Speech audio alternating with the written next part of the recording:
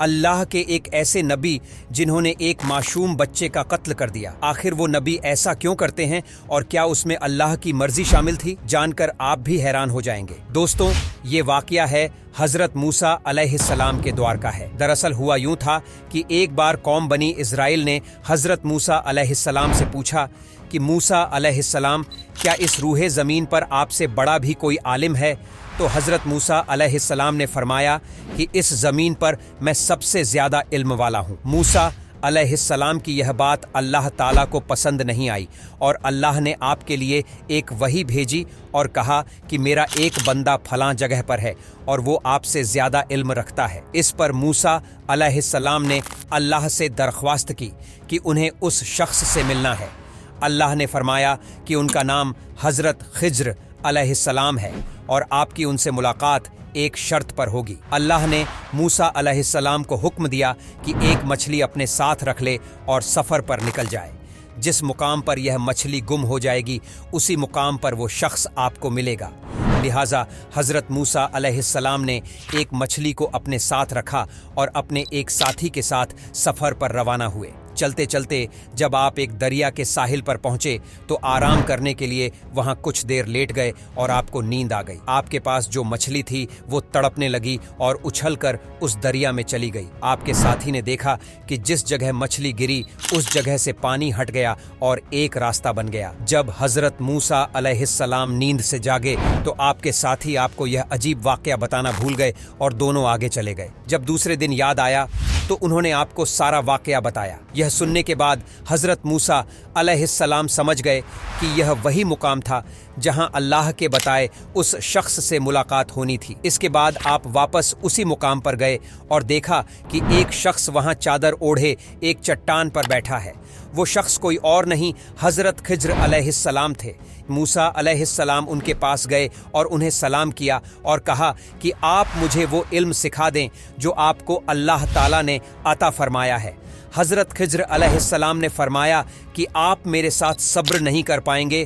تو حضرت موسیٰ علیہ السلام نے فرمایا کہ انشاءاللہ آپ مجھے صبر کرنے والا پائیں گے۔ اس پر حضرت خضر علیہ السلام نے فرمایا کہ پھر میری ایک شرط ہے اور وہ یہ ہے کہ جب تک آپ میرے ساتھ رہیں گے تب تک آپ مجھ سے کوئی بھی سوال نہیں کریں گے جب تک کہ میں خود آپ کو اس کی حقیقت بیان نہ کر دوں۔ حضرت موسیٰ علیہ السلام نے حضرت خضر علیہ السلام کی شرط منظور کر لی اور دونوں دریا کے راستے چل پڑے۔ چلتے چلتے آپ دونوں ایک مقام پر پہنچے جہاں ایک کشتی والا لوگوں کو کشتی پر سوار کر رہا تھا تاکہ وہ انہیں دریا پار پہنچا دے۔ اس کشتی والے نے حضرت خضر علیہ السلام کو پہچان لیا کہ آپ اللہ کے بہت نیک بندے ہیں، لہٰذا اس نے دریا پار کرانے کے آپ دونوں سے کوئی کرایہ نہ لیا۔ جب کشتی دریا کے بیچ میں پہنچی تو حضرت خضر علیہ السلام نے کشتی کا ایک تختہ توڑ دیا جس سے کشتی میں سوراخ ہو گیا۔ اس پر حضرت موسیٰ علیہ السلام نے کہا کہ اس شخص نے آپ کے ساتھ اتنا اچھا ویوہار کیا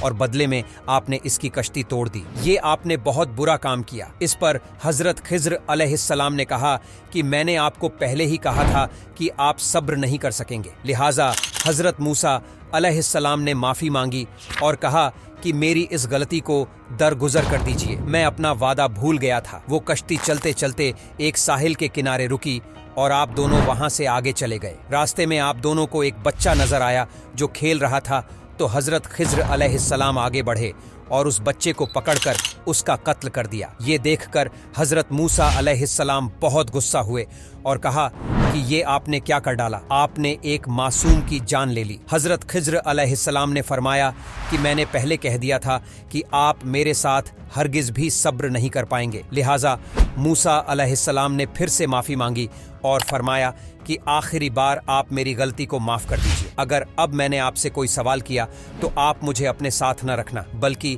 میں خود ہی آپ کا راستہ چھوڑ دوں گا۔ پھر دونوں حضرات آگے چلے گئے اور چلتے چلتے ایک گاؤں میں پہنچے۔ لمبا سفر کرنے کی وجہ سے دونوں تھک چکے تھے، لہٰذا آپ دونوں وہاں کے لوگوں کے دروازوں پر گئے اور کچھ دیر پناہ دینے کی درخواست کی، مگر ان گاؤں والوں کے دلوں میں سے رحم اور انسانیت کا جذبہ مر چکا تھا۔ ان لوگوں نے آپ دونوں کو پناہ اور کھانا دینے سے منع کر دیا اور آپ دونوں کو वहां से दुत्कार दिया। जब दोनों इस गांव से जाने लगे तो हजरत खिज्र अलैहिस्सलाम ने देखा कि वहां एक मकान है जिसकी दीवार काफी पुरानी हो चुकी थी और झुकी हुई थी और जल्द गिरने वाली थी। लिहाजा हजरत खिज्र अलैहिस्सलाम ने बड़ी मशक्कत से उस दीवार को सीधा कर दिया। इस पर मूसा अलैहिस्सलाम ने फिर से आपसे सवाल किया कि इन बस्ती वालों ने न ही हमें पनाह दी और न ही हमारी मेहमान नवाजी की, इसके बावजूद आपने इनकी यह दीवार सीधी कर दी। आपको चाहिए था कि इसके बदले आप इनसे कुछ पैसे ही ले लेते जिससे हम कुछ खा लेते। इस पर हजरत खिज्र अलैहिस्सलाम ने फरमाया कि अब हम दोनों के रास्ते अलग होते हैं। अफसोस कि तुमसे सब्र न हो सका, लेकिन मैं तुमसे जुदा होने से पहले इन तीनों कामों की वजह बताता हूँ। उस कश्ती को तोड़ने की वजह यह थी कि वह कश्ती एक ऐसी जगह से गुजरने वाली थी जहाँ पर एक जालिम बादशाह की हुकूमत थी और वह उस जगह से गुजरने वाली हर कश्ती को जब्त कर लेता था। अब जब वह कश्ती उस इलाके से गुजरेगी तो कश्ती में नुक्स होने की वजह से वो बादशाह इस कश्ती को जब्त नहीं करेगा और इस तरह से उस मल्लाह की कश्ती उसके पास ही रहेगी। दूसरी बात उस बच्चे को कत्ल करने की, तो वो बच्चा बड़ा होकर बदकार शख्स बनने वाला और कुफ्र और अपने माँ बाप का नाफरमान बनने वाला था। इसलिए अल्लाह की रजा से मैंने उस बच्चे को कत्ल कर दिया। अब उसके माँ बाप उसके ठिकाने से महफूज हो गए और अल्लाह इसके बदले में उन्हें एक नेक और सालेह औलाद अता करेगा। और वो दीवार जिसे मैंने मेहनत मशक्कत करके सीधा किया है, दरअसल उस दीवार के नीचे खजाना दफन है जो 2 या 3 बच्चों की विरासत है जिसे इनके बाप ने वहां दफन करवा दिया था। अगर वो दीवार गिर जाती तो उस बस्ती के लोग ये खजाना ले लेते, मगर अब वो खजाना महफूज है और जब वो यतीम बच्चे जवान होंगे तो वो खजाना उन्हें मिल जाएगा। ये सारे काम मैंने अपनी मर्जी से नहीं किए बल्कि अल्लाह के हुक्म से किए जिस पर तुम सब्र नहीं कर सके। वीडियो अच्छा लगा हो तो इसे लाइक जरूर करें और हमें फॉलो करके हमारा हौसला बढ़ाएं।